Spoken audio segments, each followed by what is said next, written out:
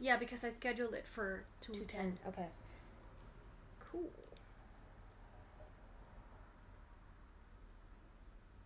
We should be live. Upcoming. Okay, yeah. Oh, there we are. It looks like we're live. Yeah. It's listed as upcoming. Now, is it on the... Oh, I see it. You see it? There it is. Woo! Now Woohoo! I see it. Yes, live now. Okay, cool. Okay, fantastic. Okie dokie. Okay. It won't let me delete it off the mobile platform, That's fine. but I can do that afterwards. Oh my gosh, I'm so hot. I'm definitely still sick. I'm sorry if I get the two of you sick. Well, Well, I was sick last week, so I'm fine. so good. It's all I got good. my immune system is already up. Okie dokie. Ready? There's Ready for zero people watching. Don't forget to flop over to live chat. I know nobody's watching, but still. In case. In cases. In case. Live chat. Do do do do do do do.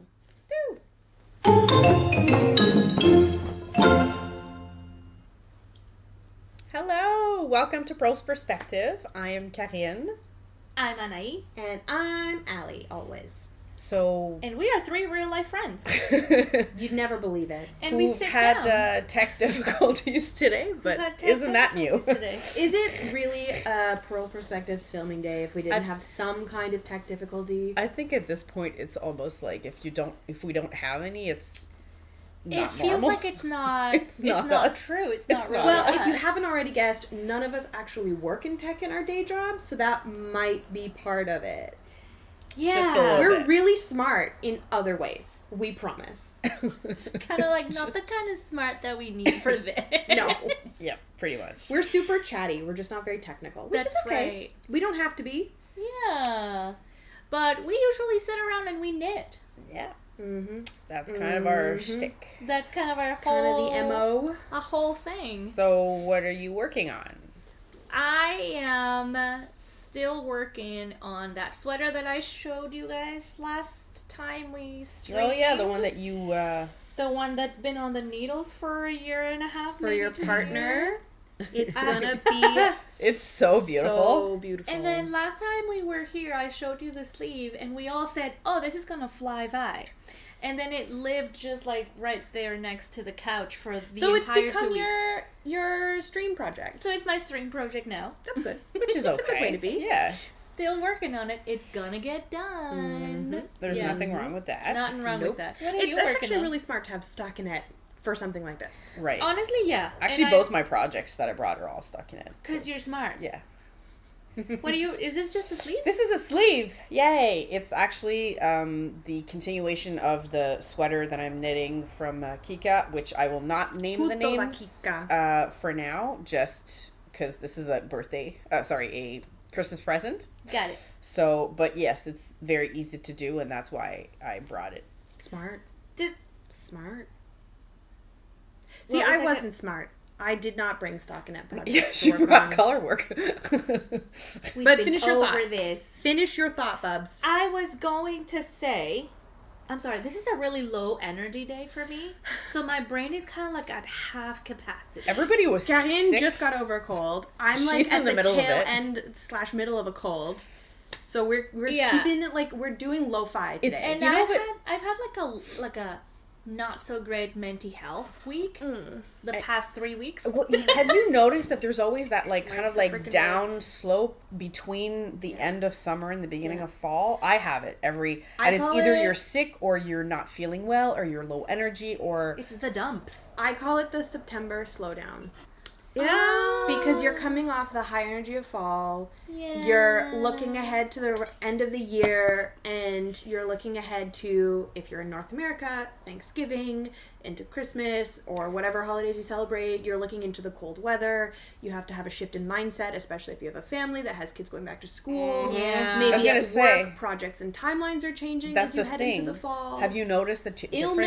difference at work? Because like for me, The September September is slowdown. definitely a very, very, very busy month. Like, it's like, for me, it's the opposite. It's like like everybody's coming back from vacation. So the last 2 weeks of August and the month of September is kind of crazy. So everyone who said, I'm out of office, I'll get back to you when I come back to work, they're all coming back and like responding to their miles and miles of Well, it's also because like in my line of work, they kind of like send you their projects and then go on vacation and expect them to be back, like to be there when they come back. First but then, of all, rude. If I have questions and you're not there. One of the team leads in my office went away for a week. And when she came back, I think she said she had something like 270 emails in her inbox. Yeah. And she was gone. She was gone for like 6 work days. That was it. That was all.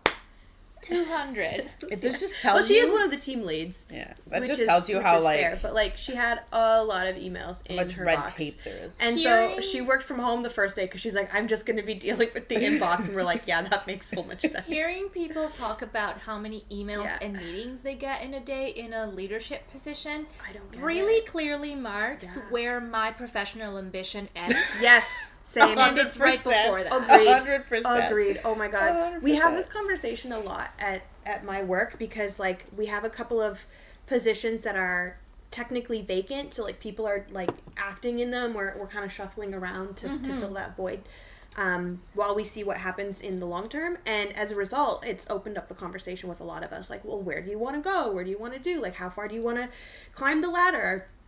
And I feel very privileged that I grew up in a household of a career bureaucrat. Like, my dad worked for the government for 30 years. And he always said, he's like, don't get into management, Allie. He's like, save management for the last 5 years of your career because your pension is based off of your 5 best consecutive years and management sucks the life out of you. He's like, so wait till you're jaded at the end of your career and then become a manager. And I was like, Dad, that doesn't sound like a really great idea because that sounds like you're going to be a shitty manager. And he was like, yeah, but the pension will be worth it. I don't know. For you, but not for your employees. Yeah. So I'm sitting in that whole space now where I'm trying to evaluate like, okay, well, if I did go into management, when can I be most effective and like whatever. So I'm like, I'm happy to be a cog in the machine for the first 15 years of my career. And then we'll think about what's next. I just remembered my point. Oh. I was gonna ask you, is this bottom up? Are you gonna have to make 2 sleeves and then graft them? Yep. That's the whole thing. So it starts its body. You don't graft? You don't graft. Is it? No? No, so what you do with the bottom-up sweater like this... I haven't gone to that part. What you do with the bottom-up sweater like this is you knit the body. So you have the tube and it has the live stitches around the body. Yes. You knit the 2 sleeves, it has the live stitches around the sleeve. So what you do is you start, essentially, you pick one of the 3 pieces, your pattern will tell you which one, and you basically start, and then you get to where you're going to attach the sleeve, and you pick up the stitches. You leave like 8 or 9 underarm ones unknit. Same thing on the body, unknit. Then you just carry around the outside. Carry around, do the same thing. You pick up the outside of the sleeve stitches on your second sleeve. Leave under the arm open, under the arm on the body open. Go around, and then you start decreasing for the yoke. At the very end, you come back and you graft the armpit stitches. So it's the Elizabeth Zimmerman's technique. So this is my first time doing this. I'm one of those people where I don't read the whole pattern before I start. I just start and then Jesus take the wheel, and then and then I get to a point I'm like, wait, what is this that I'm supposed to do? Yeah, because you didn't read the pattern, bud. So what can I say? I don't swatch. I like to live dangerously. Is it fair to say that like it ignites your ADHD brain when you do this? 100%. Listen, there's a little cast it on goblin in my mind all the time. I can keep her like right back there, but sometimes you just gotta give in, and the goblin's like, hey, cast it on. But I think for me it's also because of how I work. Because in my work, you know it's true. But like, I just love it so much because mine cast on goblin. Well, my neurospicy is different from yours, and I feel like I get to live vicariously through the 2 of you. Sometimes when you talk about these things, I'm just like, I've had those intrusive thoughts, but I haven't acted on them. But I wonder what it would be like if I did act on them. And then I look over at the 2 of you, and I'm like, that's what it would have been like if I acted on them. So I think it's when we're like all confused because we don't know what's happening because we didn't read the pattern. Because the goblin won. The thing is, in my line of work, the way I read a pattern and the way I work as a translator are exactly the same. There are two types of people who translate. There are those who will read the whole text and then start working, whatever it is. And then there are those who just say, I'm just going to go for it and see what happens. And that's me. So I'll start I'll know what the subject of the text is. But then when I start translating, I just kind of like go with the flow. I don't necessarily read the whole thing. And the same thing happens with a pattern where I just read one sentence at a time. Okay, how many stitches am I casting? How many, what needles am I using? And even then, I have to make sure now, I have to literally circle every number, every change, especially change of needles, because if I don't circle those or highlight those in any shape or form, I will miss them because I don't think about them. Interesting. So it has to be the same thing with depending on what the size that I'm making, I have to circle the right amount of stitches or the right amount of increases or decreases. Everything has to be circled in a very obvious, this is what you have to do. And I literally sometimes will put arrows and just because I will forget. The change of needles, 100%. And the change of needles, I'm notorious for Which forgetting I have that. to say, I'm always so appreciative of pattern designers who make each size a different document. Yes. They do that? Some, Yes. not all. That's very true. Some do that. Where they will basically they'll put all of the sizes in either one massive document, one after the other, and you just print out that 3 pages that you need, or they'll upload to whatever platform they're selling it on each individual PDF of each individual size. For those of you who know Tin Can Knits, their app is fantastic because what you do is you select your pattern, you select your gauge, you select your size, and then it'll show you the pattern with just the numbers you need for your size, and you don't have to go parsing through. I love that. Have either of you ever gotten a pattern from Ribbler? No. Okay, so Ribbler is this alternative to Ravelry, and I hate to say it like that because it's just it's a pattern repository. Yeah, it's another I shouldn't say it's a replacement because it's not. But that is one of the features that attracted me to Ribbler when they were first starting, is that when designers put their patterns up there, they have to put it directly into the built-in features of the platform. So you don't download a PDF. You have to watch it. You have to get it on the platform. Interesting. And that is because you're supposed to select your size or select your gauge, and it'll eliminate every other number and calculation so that you're only looking at your size. Yeah, Which I like that. I both like and dislike because I'm a person who regularly modifies patterns where the upper part of a pattern will be a size smaller than the bottom part of a pattern because of the way my body's shaped. So I appreciate being able to toggle back and forth between them at my own will, as opposed to having to completely exit out of the platform. Yeah, you're right. You're right, because that's what I it. did for one of the gifts. I kind of followed two sizes where the sleeve size and the underarm size was pretty much the same, but then I increased the bust a little bit, and I think the bottom as well, I made it a little longer. But it's the same thing where sometimes, that's true. Yeah, I mean, and sizes are, I'm not happy with sizes. Just in general, I don't think clothes should be based on a human model. But anyway, then what should they be based on? No, clouds? We should. I mean, one shaped like mushroom. We should like model dragon? clothes after one single human. Sorry, is what I mean. I think what she meant is your own. It should be based on measurements and not of your on own body. A random size 12, size 25. A random person that they chose was going to be the shape that they were going to There is no design it. standard across the fashion industry. However, this is why I really like adaptive patterns, like Squidney Knits, like Swanky Emu, who instead of giving you a pattern with all the calculations done, they give you spaces for you to put your gauge and for you to put your measurements, and then you do the quick multiplication, and it gives you how many stitches to cast on, how many decrease rounds to do, and in the end you get a garment that fits your body the way that it is shaped. So I'm really into that. I agree. Yeah. It's hard to translate that same method into an already graded pattern. Yes. But that's why I really appreciate the work that Squidney, her name's Sydney, that Sydney Crabo does, because she takes vintage patterns and reworks the instructions to fit this method. Yeah.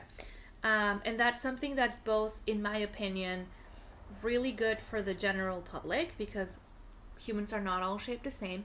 And number two, kind of healing that historical, like, Fat phobia that we have been living under for so many years. And so by taking patterns from the 40s that were based on skinny a very bodies, specific feminine aesthetic. Because that's the thing, right? I still remember it kind of heals that the soul, that part of history a little bit. Because I remember this was years ago. Like, there was a video on YouTube where they were showing, like, the female form throughout the decades and what was the ideal, like, or were that, and they're was that for so the hair different. And the makeup ones? No, it was body literally shape. body shape. And I think they started at like 1910 or something. Yeah, they do. And they went for and like you go from, and even before, it flips like, and flops. it's like, I don't think there's ever a decade where it was, you know, consistent. No. It's always like different, and it could be anything. It could be like, and they had different names, but it just goes to show that it's a trend. Like, beauty, I don't care which way you look at it. It looks like it's a trend almost. Are a tool of the patriarchy, and no one can tell me otherwise. And also, I'd like to pose that beauty ideals and body ideals, both for male presenting and female presenting humans, are a result of both capitalism and society at a time. So if you think about, like, really, really long time ago, in like those Renaissance paintings where you would just paint like lounging women in flowy dresses, just like eating grapes and bread and lounging around in their curvy bodies. Freaking ideal. Well, because then it was considered this person is rich and has as much money, luxurious, you know, is successful. They can get whatever they want. Yeah, exactly. They can afford to eat, right? And so that is what was the ideal, because if you didn't have any meat on your bones, then you're probably poor, working class, struggling, you know. Which, like, you know, when you think about it now, wouldn't it be the opposite? Like, essentially, that ideal of, like, the really skinny person is because why? Because we eat too much? No, I think it's because... It's proximity to fitness. It's proximity to fitness. It's also, like, access to food. Yep. Yeah, okay. Because sustenance healthy food. Sustenance is available, but it doesn't mean it's nutritious sustenance, right? That's like the true. cheapest or calorically dense. Yeah, the cheapest thing you can get is really processed food, and that's what's readily available because that's what can get to remote spaces. Yeah.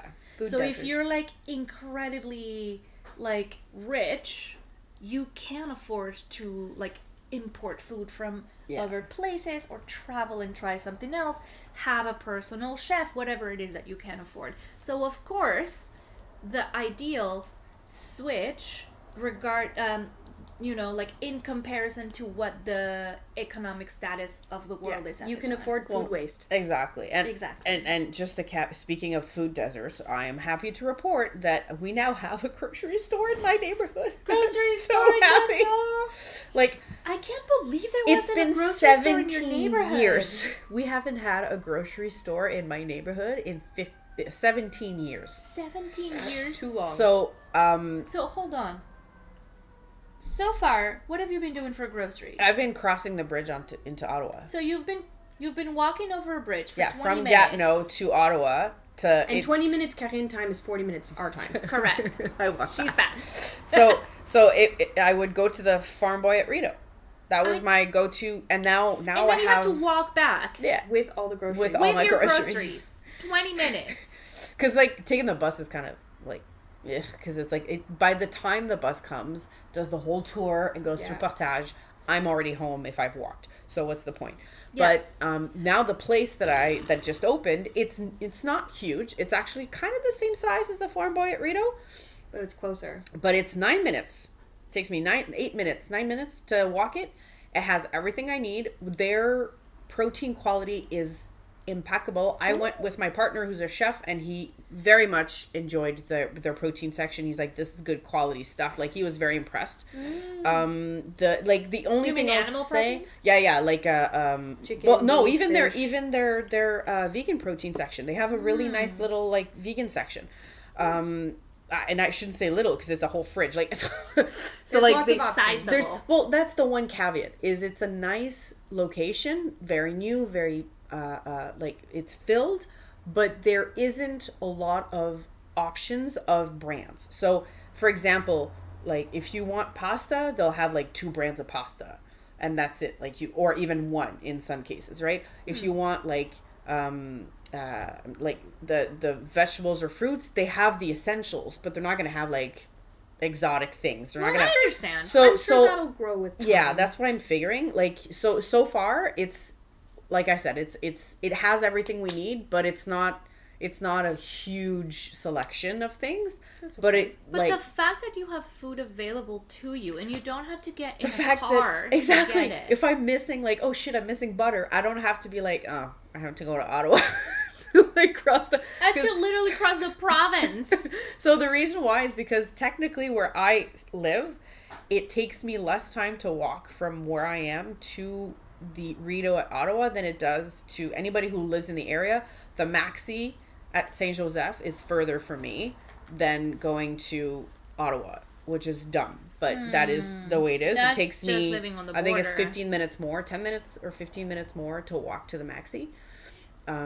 So, you know, but now, and what's really nice is that location is an independent grocery store. So it's not it's not a Loblaws or an IGA or a Metro or whatever. It's not a big chain. Yeah, it's not a big chain at all. It's actually somebody who just decided to, like, I think he was a manager at IGA, and then he decided to just start his own thing. Saw a niche, decided to fill it. And oh my God, is it like, because I could tell that so many people were excited that this thing was opening, and now that we have like a lot of luxury condo towers and apartments being built in that area, it kind of makes sense that this grocery store is there because we needed one.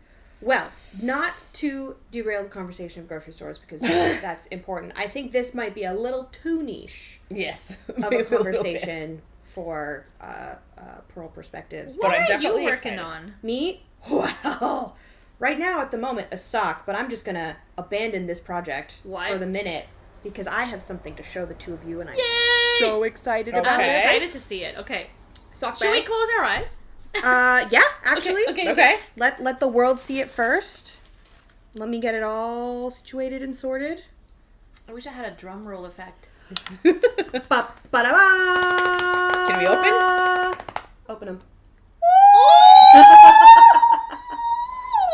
For the record, they have not seen this. I am so Oh my excited. I want to God. touch it. Yeah, no other human eyes except mine have seen it until this very moment. This is so Oh, actually, that's a lie. My friend Sam saw it yesterday because she was at my place.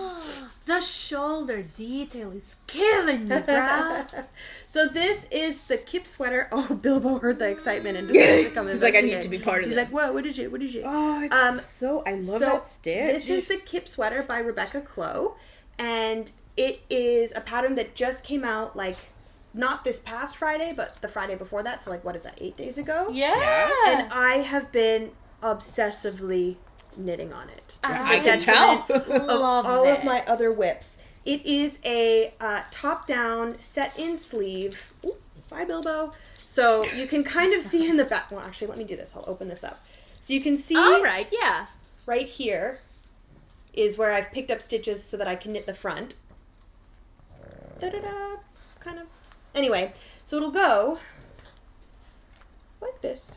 All right. It'll go like this. And I'm going rogue and I'm striping it. So the pattern right now has this like herringbone effect It looks where like it has waves. like Yeah. slipped stitches. And so I have decided that, so Rebecca did the pattern in one color entirely. And I was like, you know what? Nope. We're going different. Putting in stripes, which means I'm going to have a lot of yarn management because my gauge is Yeah. also A little short.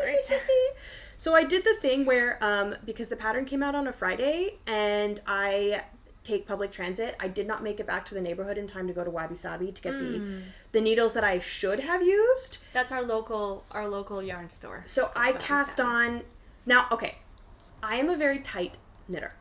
This is canon. It is known. It is known information. Every time I pick up a pattern, if I see that the designer is somebody who knits English or continental, similar to you, Annie, where you like throw the yarn. Yeah. No. Or sorry, pick the yarn. Yeah. You pick the yarn.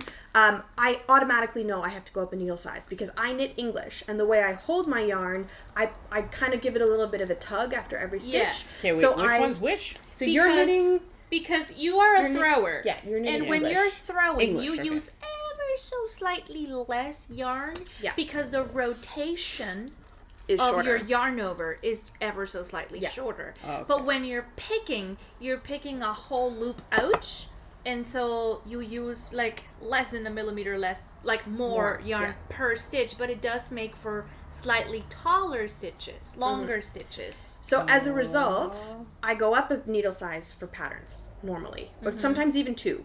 However, on the Friday night when I went to go cast this on, the pattern calls for a 5 millimeter, and I rifled through my little binder of needles, and I was like, I have a 5 millimeter and I have a 6 millimeter. What I should have done was either waited to Saturday to go out to buy a 5.5 millimeter, or just started on a 6 millimeter and then have had a slightly oversized project. But did you? No. Of course not. She was too excited. No, She needed to start right away. I cast on with the 5 millimeter, and I always also go up a pattern size as well. Okay. So I do both. I usually go up a needle size and up a pattern size, and then I get like the right fit for my body. Yeah. So I didn't go up a needle size, but I did go up a pattern size. So I have had to be a little fancy with like, because my row gauge is also off by a row per inch. That's normal for me. My stitches are very short and stubby always, regardless of what the pattern calls for. But my stitch gauge is Bilbo. Stop licking your feet. It's a little weird. We're live here. I love his face. He's like, Sorry, what? please go on. Anyway, my gauge is off by a little bit, so I've had to be fancy with the numbers because I did the thing where I knit the majority of the back, and then I was like, I've never used this yarn. I've never done this stitch before. What yarn is it? It's, I don't have any with labels on it, but it's the Durarum Natura Ulysse. Okay. And it's all the same brand? It's all the same brand. It's all the same brand, and I'll talk about this in a second. Anyway, I used the back of my sweater as a gauge swatch, realized I was off, and said, screw it. Let's press on. Let's just keep going.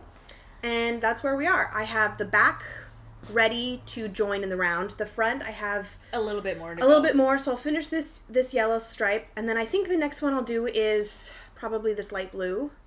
And then I have to do yellow again, because that's where I stopped on the back. So I need to have them at the same place so I can join them in the round. Mm-hmm. Just see a hint of yellow there. And then...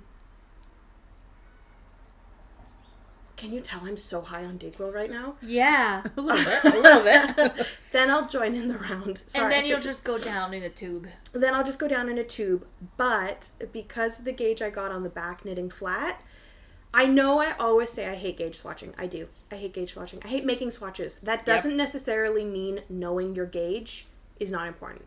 Yeah. For me, that means I just do a mid-project block and I get my numbers and I adjust accordingly.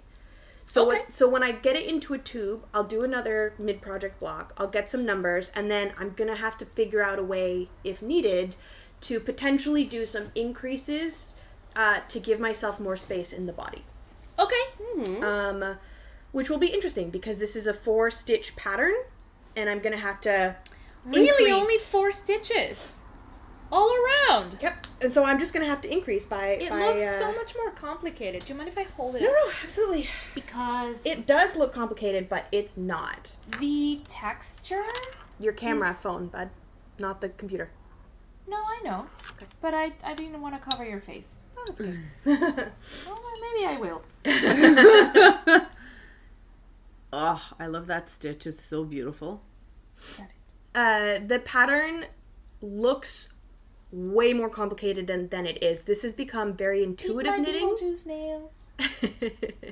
This has become very intuitive knitting, and if I wasn't at the point of doing some underarm shaping, I'd probably be knitting on it now. But the underarm shaping does require like some counting of rows and measuring and stuff like that. And I'd rather just, because I'm going off gauge, I'd rather just do that when I don't have to try to also talk and be high on Dayquil. I really love the color combination that you've gone with. So I feel like blue and like green go so well together. And I just need to take a second and say thank you to our friend Laura in our knit night. She purchased this yarn a while ago to make a project, gave it the good college try. I think she tried 2 or 3 different patterns and just ultimately wasn't happy with what she was coming up with. She just couldn't make it work And for her. she just wasn't a fan of the projects that she had in mind with this yarn combo, and ultimately decided that it was giving her too much bad vibes, and she didn't want to hold on to it. And so she very genuinely offered it up in our Discord server for a knit night, and was like, does anybody want this? And I immediately was like, this is the exact yarn that the pattern design that Rebecca Clow used when she knit her samples. Oh my god, is it? It's the exact yarn. So when I saw that Laura had put it up, I was like, oh god. Can I have it? Can I have all of it?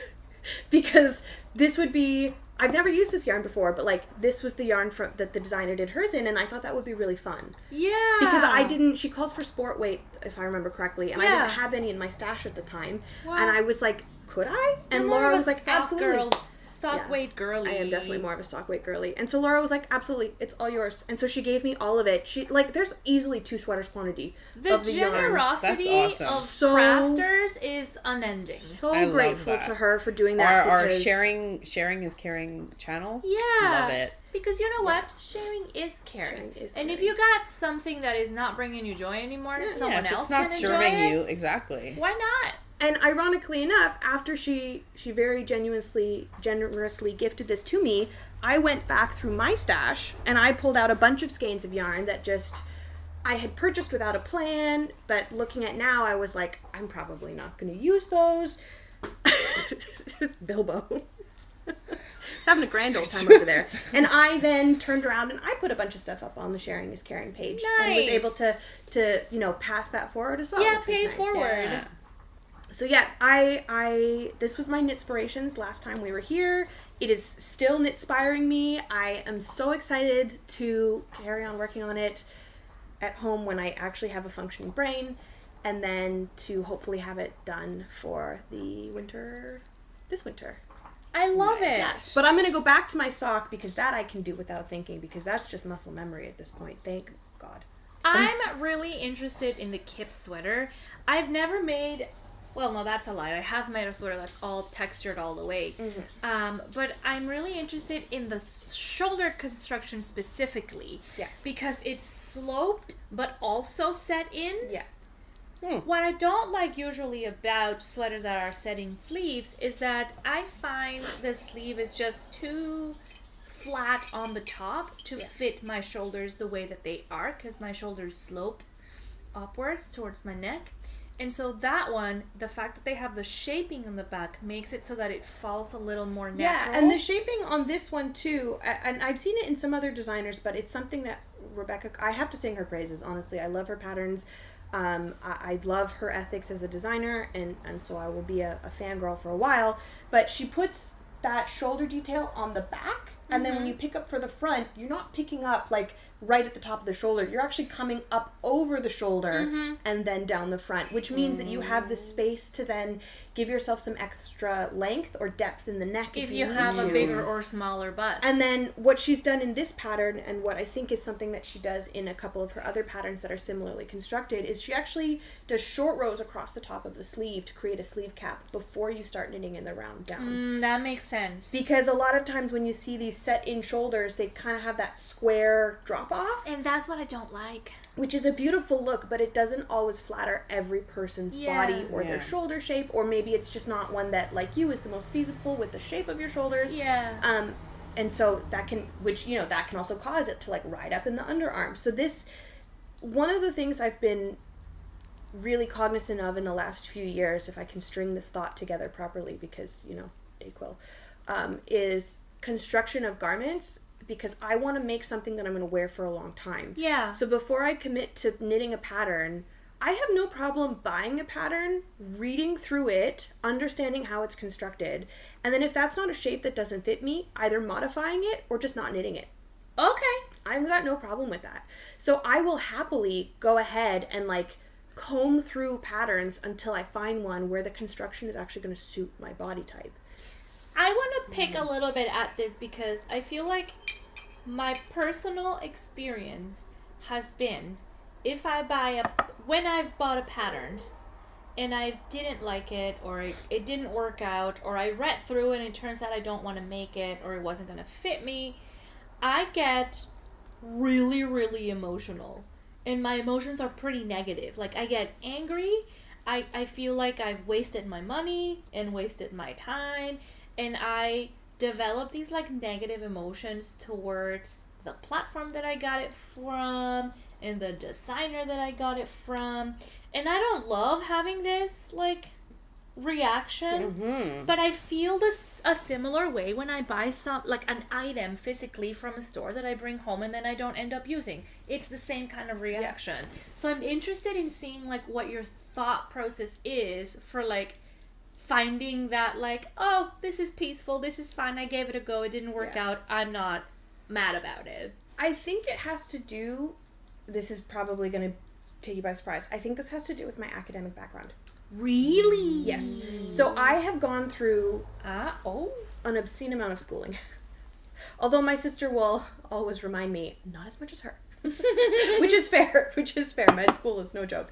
But I have gone through so much schooling, and as a course of those studies, have had to do so much research for the projects that I've had to do, submit, my dissertation, whatever, which involves following so many trails of thought that oftentimes lead to dead ends, or it's research that, while valid, isn't useful for what I'm doing or whatever. And so I am so used to chasing trails that ultimately don't serve me. Yeah. That in this, I approach knitting patterns the same way I approach research. That's so interesting. Right? I'm going to comb through it. I'm going to look at it. I'm going to get all of the valid data that I can out of it. I'm going to understand what I can, see if it serves me. If it doesn't serve me, well, what can I learn from it so that I can refine my search better? And then I can go forward making more informed decisions. It's the way I approach most things in my life. That's a really healthy way of approaching it. It is. And I think you're right, because I think anybody who's gone through an extensive research will have that same thing happen, where you just realize that not everything you use is going to be useful to you. Exactly. Or not everything you look at or research. And look, I kind of go through it a little bit too, what you experience. Yeah. Maybe not at that, as, like, I don't get angry necessarily at the designer or even the pattern itself. I get angry at myself for choosing it. Or sometimes for abandoning it. So, like, sometimes I have this, like, the negative feeling is more about, like, well, why are you giving up on it? Like, keep going, and then you're gonna, but I have that for everything, books as well. Like, if I'm reading a story, and then it's only, and even food, like, you gotta so try it. Stupid. Where it's like, I will physically, it will hurt me to not finish my plate, even if I don't like what I'm eating. Finish a book, even if I don't like the story. And then I have to tell myself, yeah, but you don't like it. Why are you doing this to yourself? That is so interesting to me, Carine. So me, it's not the outside that I get angry at. It's the inside. It's me. But then I've come to a point where I'm a little bit better at this now, where I tell myself, like, okay, so you bought a pattern or you bought yarn and it's not serving you anymore, or you thought it was going to serve you and it's not doing anything for you. Move on with your life. And I just did that with a book like 2 days ago, where I went 3/4 of the book. I read it, and then I was like, and then I realized that I hadn't been picking it up for like a few days, and I was like, maybe it's done for me. And then I literally just skipped to the end, read the last little chapter, was like, all right, I know what happens, and then I put it away. Do you want to say what book it was? No. Okay. I can't wait to hear off camera. That's fair.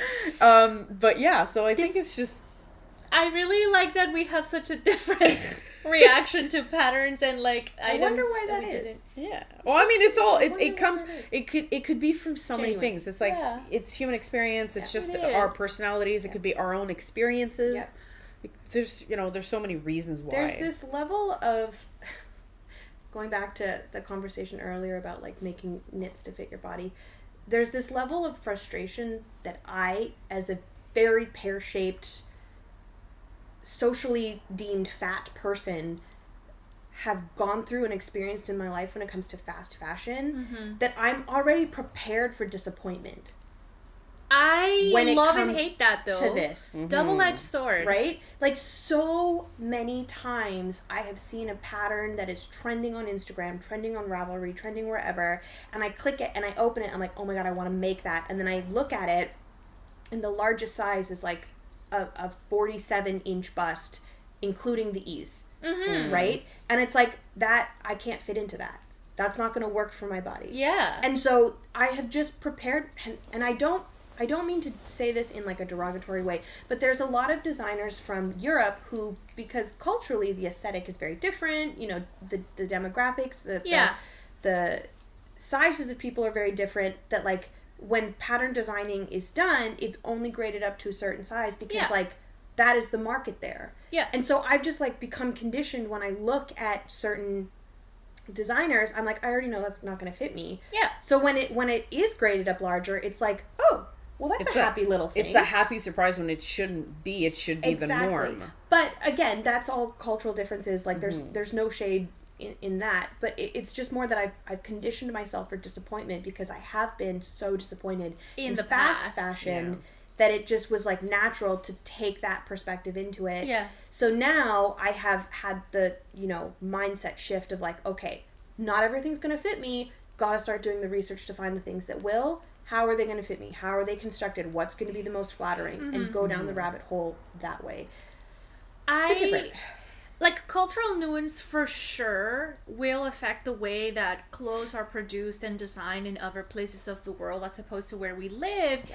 But also, like, there's a little bit of, like, cynicism, I think, about it. I follow this person on Instagram, and I'm totally blanking on the name. I don't remember who they are.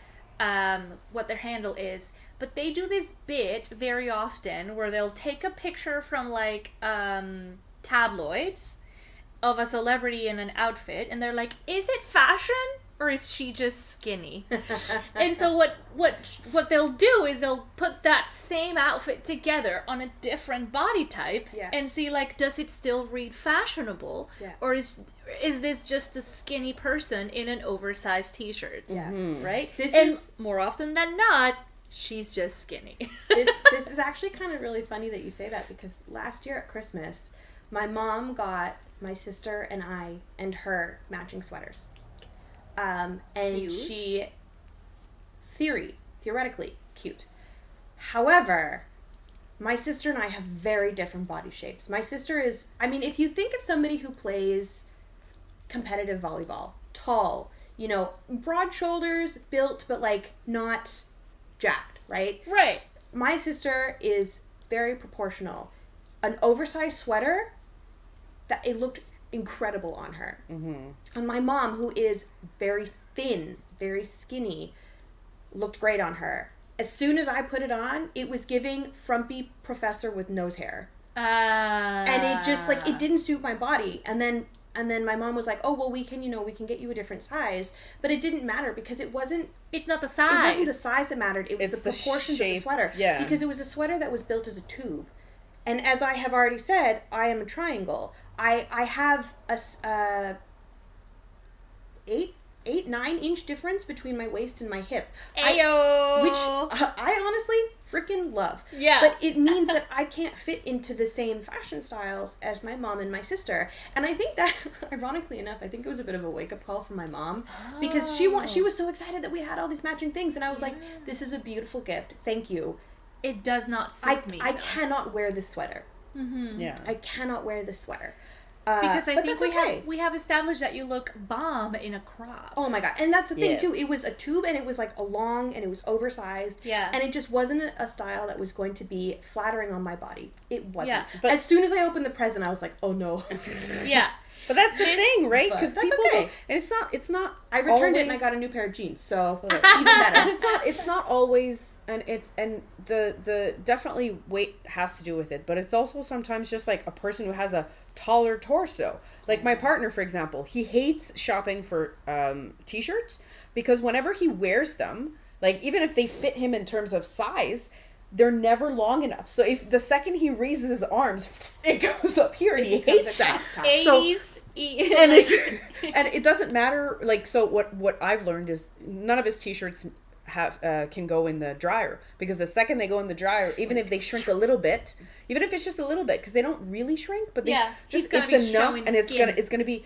It's not that he's gonna be showing it's skin, discomfort. but the second he raises his arm, then he shows skin. Right, which is very annoying, because then you're like, ugh, like I don't like, you know, the second you're a little insecure about your bulge or whatever, like whatever it is that you're insecure about, right? So like it doesn't look good on him, and it's so sometimes it's just like you have longer torsos, you have, you know, bigger hips, you have longer legs, you have like, it's like feet size, right? Like it's all different. So I think the biggest problem I have with fast fashion in particular is this idea that like a human being who is, let's say, a medium size or XL will be this. Okay, but like even if you look at someone who is supposedly fits in a medium, you don't know how long their torso is or short, how much, you know, chest they have if they're female presenting.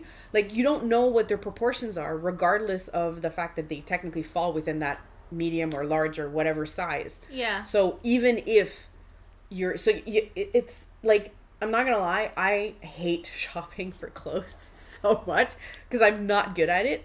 I'm the kind of person where if I find something that I find comfortable, I'll just buy it and like deal with it and keep it. But I'm not good at like shopping for stuff because I never know what looks good on me, like the shape or the. Like, I'm just starting to learn what colors look good on me. Just gonna step off screen and flap. I'm so hot. Oh, she's actually flapping. She's literally flapping. Why do you think I wore a skirt? I have to tell y'all, if you're watching this in the future or at some other point that is not today, we are experiencing what I like to call second summer. Yeah. It is today in Canada. It is the autumn equinox. Yesterday. It was supposed to be the first day of autumn today, and we're up like close to 30 degrees. It is currently 23 degrees, but that doesn't include humidex. Much humidex. higher. Because I think with the humidex it's about 26. Multiple sweaty. We had like a lick of autumn. It was like, ooh, 4 days. take like your 4 sweaters days. out, sweater weather. And then the summer was like, oh, I gotta go back. I forgot my wallet. The Kool-Aid man right through the freaking wall. Exactly. That's exactly what happened. It's like the next morning you wake up and like, what is this? Yeah. But for me, it's frustrating because it's still fall, which means in the morning when I leave at like 5:30 in the morning. Now it's fall. It's officially fall. Even when it was like 30 degrees during the day. Oh yeah, the sun. It would still be like freaking 12. I think one day was like 10 degrees when I left. I'm like, oh my god, it's gonna be cold today. So I just like put on layers and then I get to work and then I leave at 2-3 p.m. and then I look at the weather and it's like 30 and I feel like I'm dying and I'm like, what I have to is show this? you what I'm wearing because it's topical. It's so cute. Also, I by the love way. What I'm wearing? the mushrooms. Okay, I don't remember if we talked about this on the podcast, but I think we have established that I'm the perfect clientele for muumuus. Yes. And I did not have a muumuu until now. You have been wanting one for a while. I've been wanting one for quite a long time. And so we were at Comic-Con last week. Okay. Last week? 2 weeks ago? Yeah. And there was this cute lady there selling handmade clothes, and she sells these muumuus. So it looks great on you, by the way. like my head's gonna be off. But you might have to go behind the couch. Sure. Actually, yeah. So we get to see More of the. So this is the muumuu. Wait. Oh, I want to be out of the way. There she is. It's like super comfy, literally a square. Yeah. But what she's done, I'm gonna get closer. I like that. It gives you. I shape love in the front. design. What to she the little has done pictures. is she has put ribbons on the inside of this. Oh. So there's a panel here that is tied to my abdomen, and I tie it on the inside with a ribbon. Oh, so you can shape it to fit you. So it fits me, and what I like is that it doesn't flop around, so I'm not like accidentally flashing people. Talk about adaptive clothing. So this very nice. is gonna take me well into the middle of fall, because I can dress it up, dress it down, put things underneath, put things over it, and it's just a perfect flowy cotton. See, I much That prefer... would be great to travel in. Yes. Getting on I a train, feel on a plane, real in a comfy car. right now. I much prefer this kind of like shopping where you go for like that like small company or small seamstress or whatever who's just doing their thing, and yeah, it's gonna cost you more, but this is gonna last. I and know. It's so original. Do you remember the name of the artisan? It's Blue Platypus. Her brand is called Blue. Well, I'm gonna go check them out. Yeah, We'll put it down below. They And have you probably can't see what it's like. Mushrooms and flowers. Yeah. And it's like a whole freaking forest. There's a snail there's somewhere. little...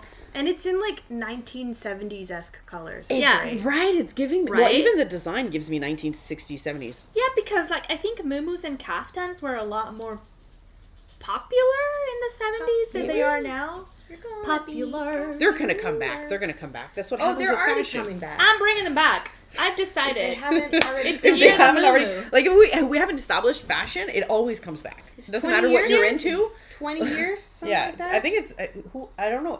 Yeah, because we've already started to see resurgence of like things I from the saw 80s. low-rise jeans on display in the mall recently. Cried. Absolutely not. I'm putting my foot down. I- No more. I hate have those. seen so many trends of clothing that I wore in high school Absolutely not. are now back on display in the. Do you remember the flare pants? In French, we call them pattes d'éléphant.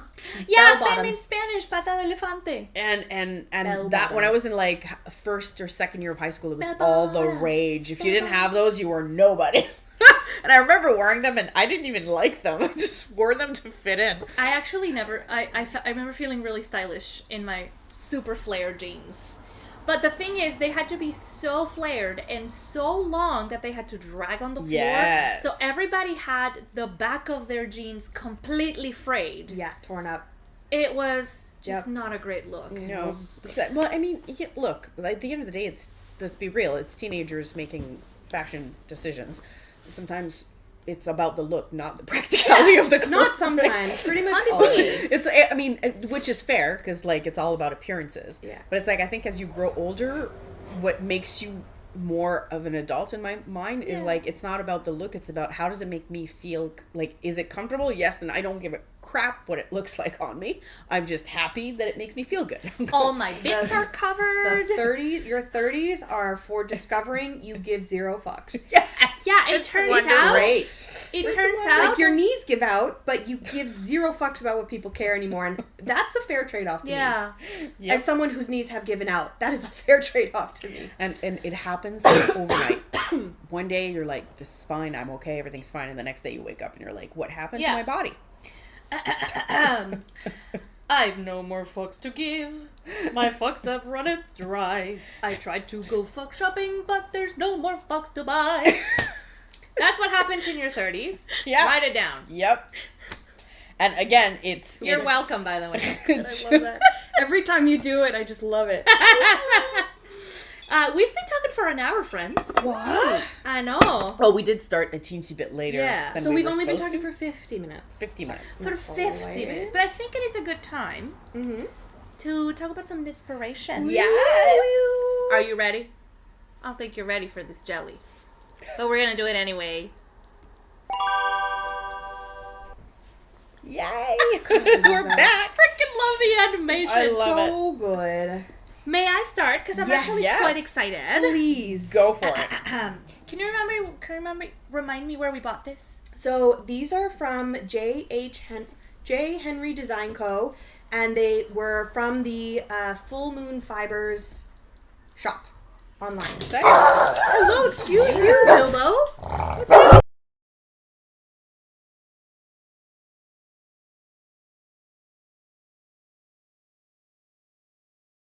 Yeah, Excuse us. you've defended the house quite well. Yeah, there was a skateboard that went by the road? window, and that is definitely a no-no in Bilbo's He book. needs to, protect his turf. That's right.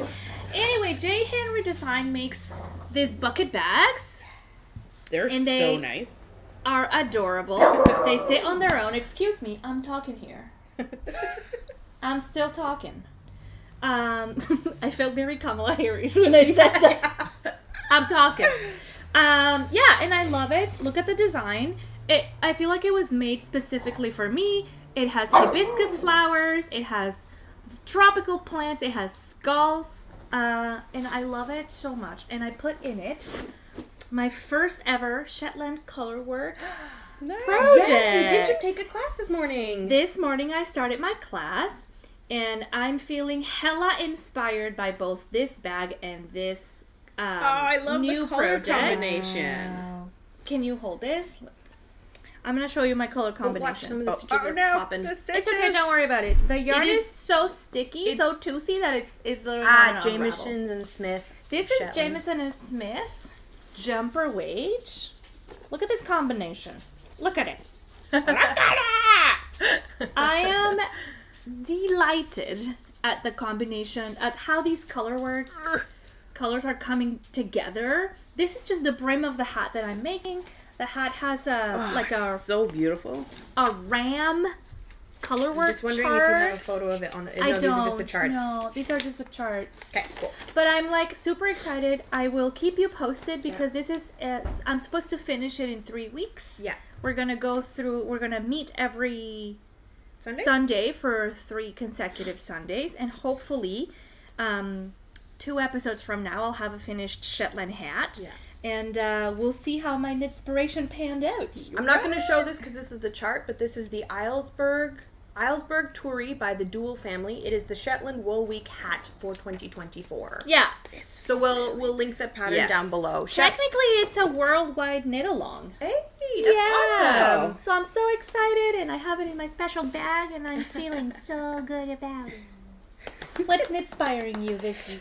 For me, well, I mean, I have to say the lab fibers again, just because that's the yarn I've been working with for the past freaking 2 months. Caitlin, good job. And I just, it's so stand. We soft, always stand. and it's so easy to work with. Mm-hmm. But also, more importantly, well, not more importantly, but another, to segue, it's actually Halloween.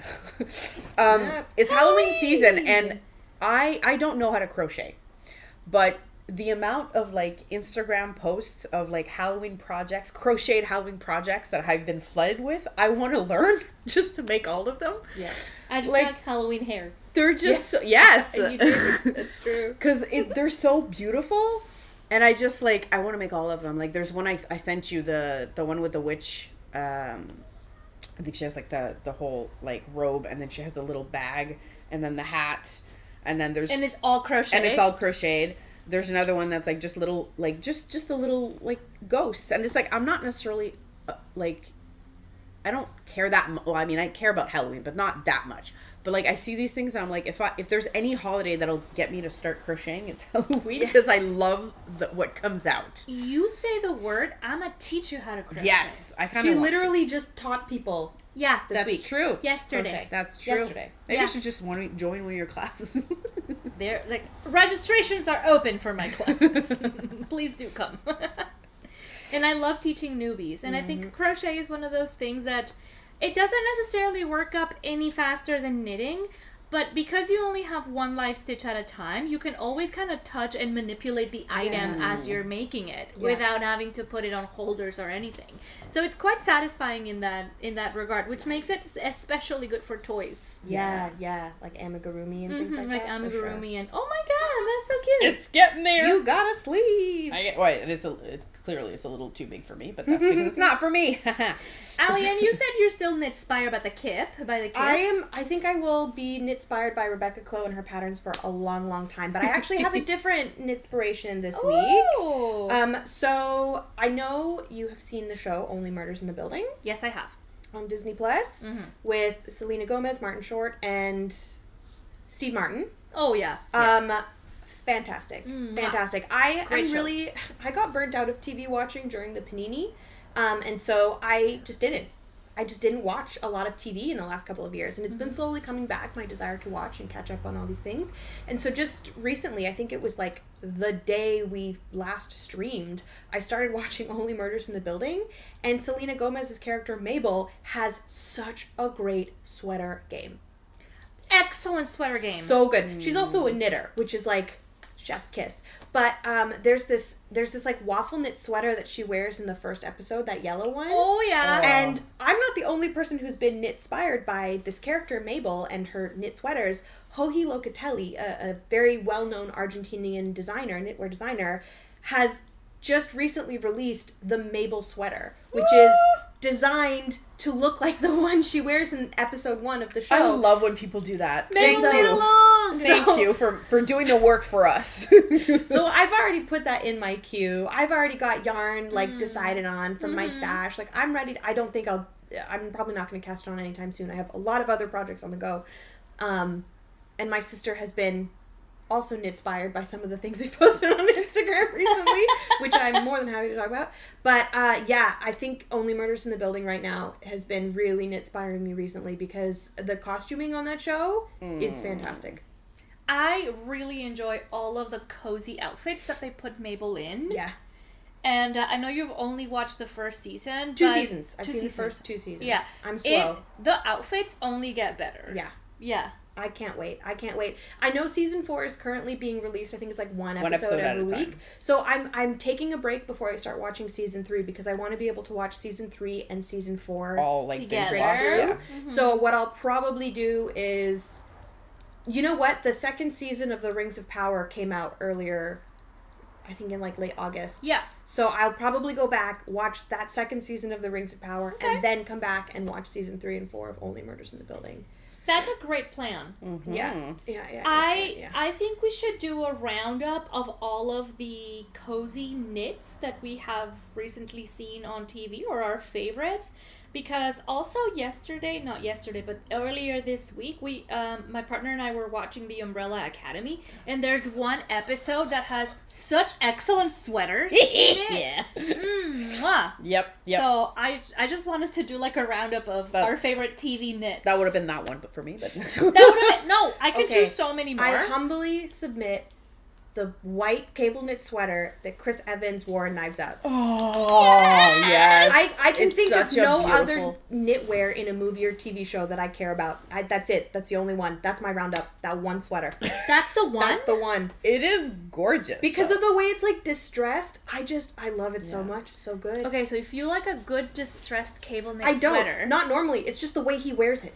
Maybe he's just handsome. His name is that too. Ransom. His name is Ransom. The character's name is Ransom, which just adds to it. Yeah, but I was gonna say, like, the precursor, like, distressed white cable knit sweater for me was Wash's sweater from Firefly. So if anybody's seen the show Firefly, on the wind. I know, right? So good. What the Rest pilot? in power, Wash. Like, not the pilot episode, but the Pilot of the ship. the pilot of the ship. Spaceship. Of the spaceship. His name is Wash, and he wears this, like, cable knit sweater that somehow looks futuristic, but it's a cable knit. And it's also like a beige, distressed, oversized, baggy sweater, and it's just chef's kiss. We can keep talking about this. Well, there's also a lot of, apparently, I haven't watched the show, but I did see a lot of pictures. So Outlander has a lot of like beautiful knits. There's actually multiple publications of Outlander inspired. And there was a couple of Scottish designers who were contacted by the production and who knit bespoke things for the production. The costume designer of the early seasons, Terry Dresbach, I can't remember if it's her Instagram or her Twitter. She's kept it all alive. She's since like departed from the show, moved on to other things, but she was constantly sharing information on social media about like the costuming choices, how they did it, who they worked with, etc., etc. And so if you're interested in learning more about the costuming on at least the early seasons of Outlander, check out Terry Dresbach on Twitter. Very X cute now. Yeah. And Instagram, a font of information. Yeah. Yeah. Okay, putting a pin on that because we've been talking for quite a while, and I think it's, like we said, it is a low energy day for us. Lo-fi. It's a lo-fi day. So I feel like we need to do something relaxing. Take a nap. Take a nap. Maybe have something yummy to eat. And Are you suggesting what I think you're suggesting? Tacos. Okay, well, I wasn't going there, but now I am. I thought we agreed Susie Q was like our... So I mean, I encourage Or you both. too, if you're having a lo-fi day, to go do something nice and quiet and, just soft. Yeah. Soft girl autumn is here. Yeah. We love it. Embrace the September slowdown. Embrace the softness. Yeah. The coziness. I want that on a t-shirt. Embrace the softness. Or the sure you coziness. can Yeah. find that. Wow. I'm sure somebody's turned that into a thing. That's so cute, bud. We're too poor for Yeah. merch, but maybe one day. Sometimes I come out with those things. I know. 2 weeks from now, we're going to be streaming again. So we hope to see you again here 2 weeks from now. That's October the 6th. For hopefully some truly autumn knit talks. Or more shenanigans. Or more shenanigans, probably both. Let us know what you want us Probably to a little bit rattle both. about. Probably a little bit of both. Because we can, like, you give us a... Well, hello, neighbors. I think they're trying to tell us to... That's another sign that we Stop. should stop. Yeah, if you have anything you ever want us to talk about while we're sitting here on this big comfy couch, just let us know. Yeah. And we'll prattle. We'll blabber. We will blabber, unprompted, but hopefully you will prompt us to blabber about something you care about. It's, as always, such a pleasure to be here and share our knitting practice with you. Thanks for watching, and we'll see you in 2 weeks. Bye!